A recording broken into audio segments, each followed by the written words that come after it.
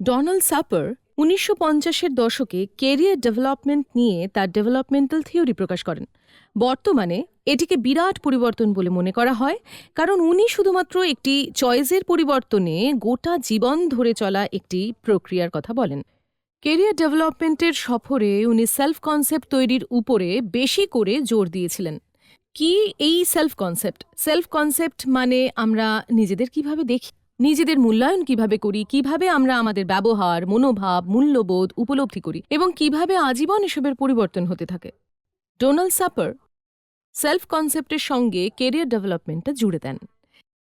এবং আপনারা যদি নিজেদের জীবনের দিকে তাকান, নিজেদের সেলফ কনসেপ্টের দিকে তাকান, যে আপনি কিভাবে নিজেকে দেখেন, তাহলে আপনি বুঝতে পারবেন, উপলব্ধি করবেন যে আপনি আর এক নেই, বা নিজের প্রতি আপনার দৃষ্টিভঙ্গি, নিজের প্রতি আপনার বিশ্বাসটাও আর এক নেই, যেমনটা ৫ বছর আগেও ছিল। এবং আজ থেকে ৫ বছর পরে নিজের প্রতি আপনার দৃষ্টিভঙ্গি বা নিজেকে আপনি যেভাবে বর্তমানে মূল্যায়ন করেন, সেটি একেবারেই এক হবে না। তাহলে আপনি দেখতেই পাচ্ছেন যে সেলফ কনসেপ্ট আসলেই পরিবর্তনশীল, যেটি সময়ের সাথে অভিজ্ঞতার ফলে উন্নত হতে থাকে। এবং এই বিষয়টি ডোনাল্ড সাপার ক্যারিয়ার ডেভেলপমেন্টের ম্যাপে পাকাপাকিভাবে এঁকে দিয়েছিলেন।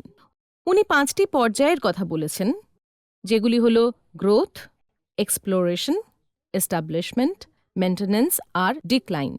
এবং উনি বলেছিলেন যে ক্যারিয়ার ডেভেলপমেন্টের সাথে সাথে আমরা সেলফ কনসেপ্টের এই ৫টি পর্যায়ের মধ্যে দিয়ে যাই।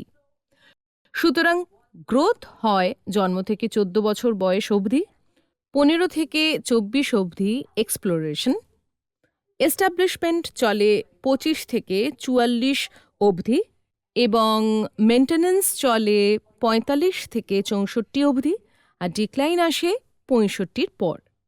এবার অদ্ভুতভাবে গ্রোথ পর্যায়ে একজন শেখে এবং একটি সাধারণ ধারণা তৈরি করে নিজের বিষয়, মনোভাব ও কাজকর্মের বিষয়ে। এক্সপ্লোরেশনে একজন অনেক কিছু করার চেষ্টা করে, কাজ করার চেষ্টা করে, নানান অভিজ্ঞতা পেতে চায়, শখ তৈরির চেষ্টা করে, ইন্টার্নশিপ করে, কিন্তু সবকিছুই আসলে নিজেকে বুঝতে চাওয়ার একটি চেষ্টা।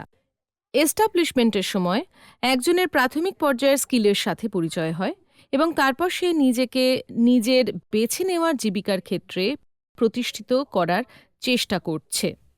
মেনটেন্যান্সের সময় সে একটি উন্নতির প্রক্রিয়া চালিয়ে যাচ্ছে, কিছু অ্যাডজাস্টমেন্টও করছে যাতে সে নিজের প্রতিষ্ঠিত জায়গাটা ধরে রাখতে পারে। এবং ডিক্লাইনে অবশ্যই একজন নিজের অবসরের জন্য প্রস্তুত হচ্ছে। এবার আমাদের জন্য এটি জানা কেন জরুরি যে সেলফ কনসেপ্ট আর ক্যারিয়ার ডেভেলপমেন্ট পরস্পরের সঙ্গে জুড়ে আছে। এটি জানা জরুরি কারণ একদম প্রথম দিকে, বেশ বহু বছর আগে, যখন আমরা কথা বলছি, ধরা যাক আমাদের বাবা মাকে নিয়ে, আমার মা বাবাকে নিয়ে, কারণ আমার বয়স হয়েছে, আমরা জানতাম যে ওরা একটি কেরিয়ার এবং একটি অর্গানাইজেশনই বেছে নিয়েছে এবং তারপর সেখান থেকে বদল করতেন না। ওরা চাকরির প্রথম দিন থেকে অবসর নেওয়ার দিন পর্যন্ত একটি জায়গাতেই থাকতেন। কিন্তু এখনকার দিনে আমরা তো জানি যে নতুন প্রজন্মের অনেকেই ২টো কি ৩টে বা হয়তো আরও বেশি কেরিয়ার পরিবর্তন করে থাকে। এবং আরও একটি গুরুত্বপূর্ণ ধারণার সঙ্গে ডোনাল্ড সাপার আমাদের পরিচয় করান, যাকে বলা হয় ভোকেশনাল ম্যাচিউরিটি। ওনার মতে যার সঙ্গে বয়সের মিল থাকতেও পারে, আবার নাও থাকতে পারে। এর মানে হলো, ধরা যাক এমন একটি মানুষ যে বয়স অনুযায়ী এস্টাবলিশমেন্ট পর্যায়ে বা অবস্থায় আছে, কিন্তু এই সময় ধরা যাক সে তার কেরিয়ারে বদল করতে চাইল আর চাকরিতে বদল করতে চাইল, এতদিন ধরে যা করত সেটি সম্পূর্ণ বিপরীত কিছু, এবং তারা হঠাৎ করেই নেমে এলো ধরা যাক গ্রোথ, এক্সপ্লোরেশন, আবার এস্টাবলিশমেন্ট পর্যায়ে। এটি হয়তো তাদের জন্য খুব দ্রুত একটি প্রক্রিয়া, কিন্তু এটি নিয়েই ডোনাল্ড সাপার কথা বলেছেন, কারণ উনি কথা বলতে গিয়ে এটিকে ট্রানজিশন আখ্যা দিয়েছেন। উনি বলেছেন আজীবন ধরে চলা প্রক্রিয়া। আমরা দেখতে পাবো যে যখন আমরা তরুণদের সঙ্গে বা তাদের থেকে বয়সে আরেকটু বড় কারোর সঙ্গে কথা বলি, যারা নিজেদের চাকরি বদল করতে চায়, আমি নিশ্চিত যে আপনিও এমন অনেক মানুষকে চেনেন যার একটি নির্দিষ্ট জায়গায় নির্দিষ্ট পদে অনেক দিন চাকরি করার পর এখন নিজেদের কিছু একটি শুরু করতে চায়। তারা হয়তো নিজেদের একটি ব্যবসা শুরু করতে চায়, অথবা তারা ব্যবসা করতে চায় না, তারা শুধুমাত্র ফ্রিল্যান্স করতে চায়, বা তারা চায় কনসালটেন্ট হিসেবে কাজ করতে। এমনও মানুষ আছে যারা সেই কাজটাই করতে চায় যে কাজটা তারা একটি জায়গায় এতদিন ধরে করে আসছে, বা তারা পুরোপুরিভাবে বদল করতে চায়। যেমন একজন মার্কেটিং এক্সিকিউটিভ হয়তো এখন চায়, আর সে এখন তার কোম্পানিতে বেশ উচ্চপদস্থ, কিন্তু এখন আর ইচ্ছে করছে না, আর সে এখন এর বদলে ধরা যাক কনজিউমার বিহেভিয়ার কি সেটা বুঝিয়ে মানুষদের সাহায্য করতে চায়, এবং সেটি করেই একজন কনসালটেন্ট হতে চায়। আর এখানেই কেরিয়ার ডেভেলপমেন্ট নিয়ে ডোনাল্ড সাপারের ডেভেলপমেন্টাল থিওরি এনেছে এক বিরাট পরিবর্তন।